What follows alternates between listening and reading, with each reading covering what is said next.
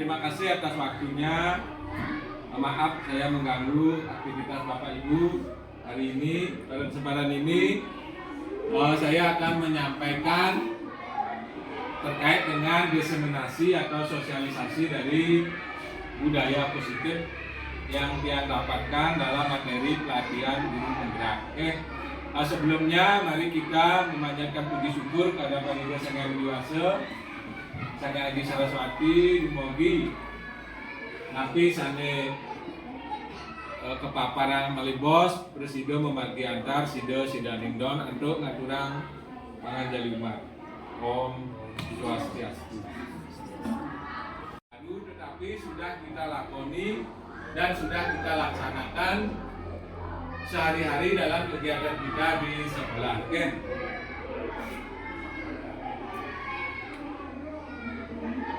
Nah, tujuan dari pembelajaran hari ini atau penyampaian materi hari ini adalah untuk memahami apa itu budaya positif.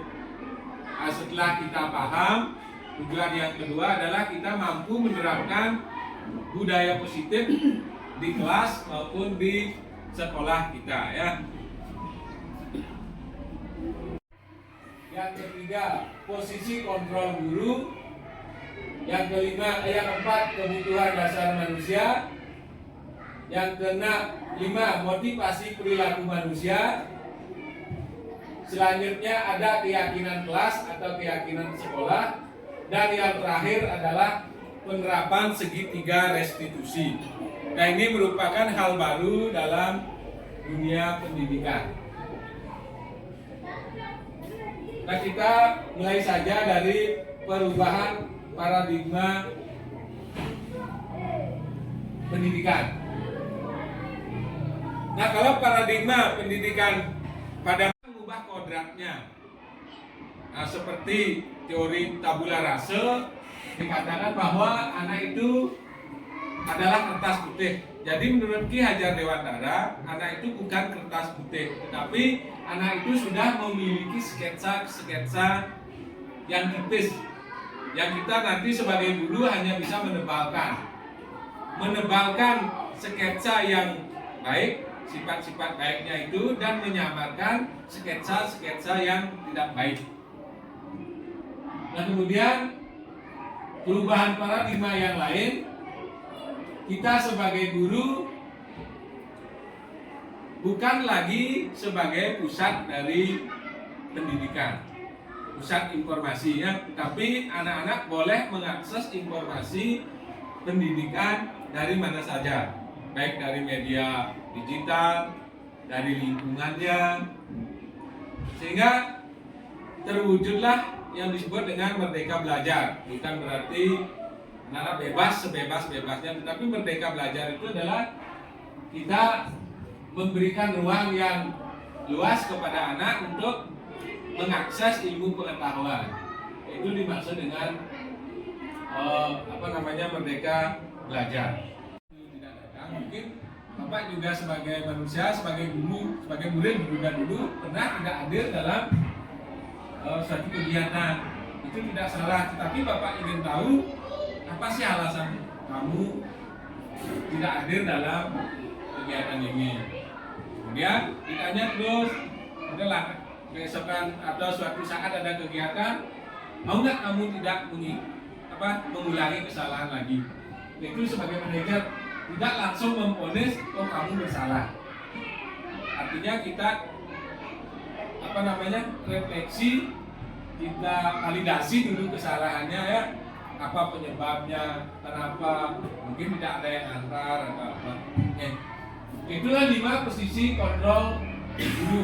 Ada penghukum, ada pemantau, ada pembuat rasa bersalah, sebagai teman, juga sebagai manajer.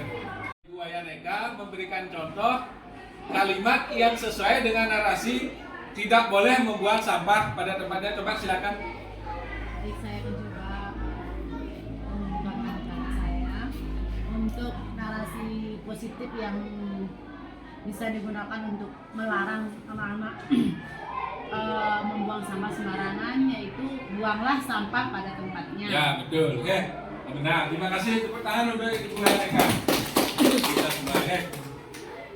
kata-kata yang cocok atau kalimat positif yang cocok adalah buanglah sampah pada tempatnya. Nah itu.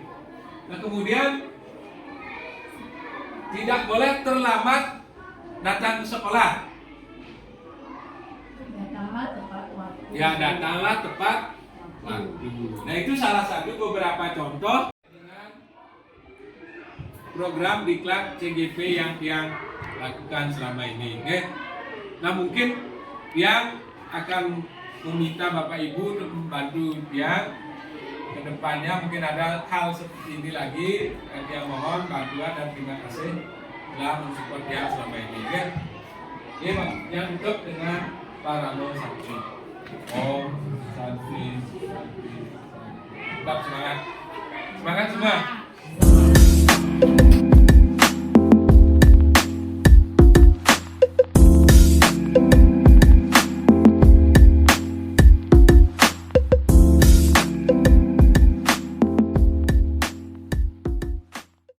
Yang disepakati oleh kita bersama. Keyakinan kelas itu sudah apa? Sudah mengandung nilai-nilai kebajikan universal, nilai-nilai positif, nilai-nilai yang kita yakini. Mungkin Sriati atau Gede Eka, mana Gede Eka? Kemarin kan sudah Bapak ya tahu ya nilai-nilai apa saja yang ada. Salah satunya nilai tanggung jawab. Lagi nilai nilai apa lagi? Nilai-nilai positif, nilai-nilai yang baik selain tanggung jawab. Nilai disiplin lagi. Nilai kasih lagi. Empati dan lain sebagainya ya. Nah Bapak bertanya sekarang, dilarang membuang sampah. Kalau keyakinan kelas yang sudah mengandung nilai kebajikan, apa kira-kira kalimat yang depan? Tidak ada kata dilarang. Dilarang membuang sampah. Yang depan apa? Sampah pada tempatnya. Nah, itu keyakinannya. Buanglah sampah pada tempatnya. Nomor 1 untuk anak-anak sepakat begitu? Sepakat. Nah nanti anak-anak Bapak berikan anak-anak kertas post-it ya bersama-sama. Nanti ya di kelas. Nah ini Bapak masih sosialisasi dulu. Kemudian dilarang makan di kelas. Apa yang cocok? Untuk menggantinya dengan kalimat yang sudah bernarasi positif atau mengandung nilai-nilai kebajikan. Baik, cocok. Dilarang makan di kelas. Ya, Dek Ari. Ya, bagus. Angkat tangan. Apa? Sampaikan. Ya, jawab. Makanlah. Atau makanlah di luar kelas atau makanlah di kantin sekolah. Ayo, angkat tangan.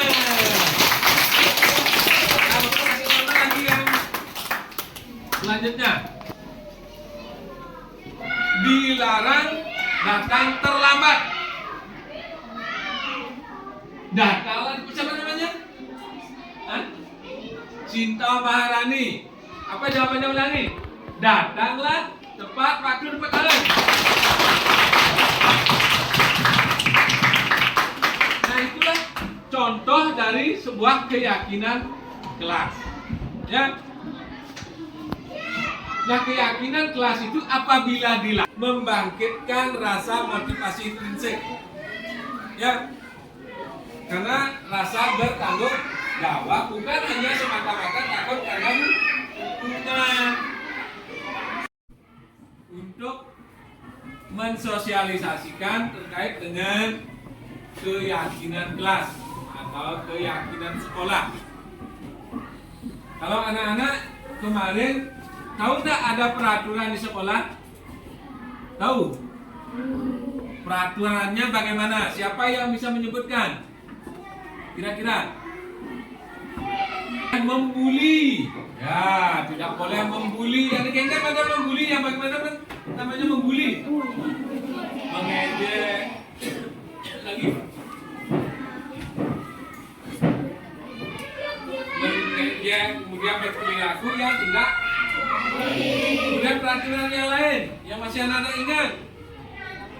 Tidak boleh membuang sampah. Lagi.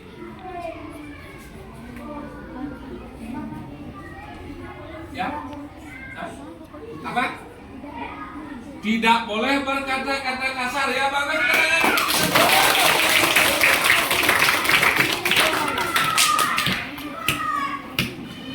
Apa? Tidak boleh membeda-bedakan teman. Ya. Jadi contoh anak-anak sudah bisa mengungkapkan contohnya ya. Nah itu semuanya mengandung kata tidak atau kata negatif. Kata negatif. Nah sekarang ada yang namanya keyakinan sekolah atau keyakinan kelas. Keyakinan kelas atau keyakinan sekolah itu dibuat oleh siapa yang membuat? Hah? Siapa yang membuat?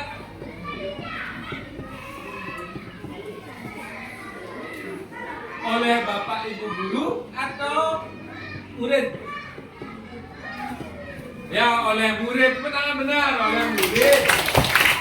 Bersama bapak ibu guru.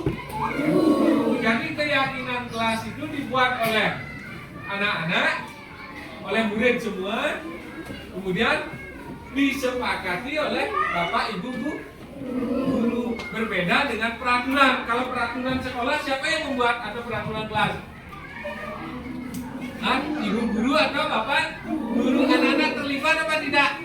Tidak. Kalau peraturan sekolah, peraturan kelas, anak-anak ujung-ujung sudah ada peraturan kelasnya.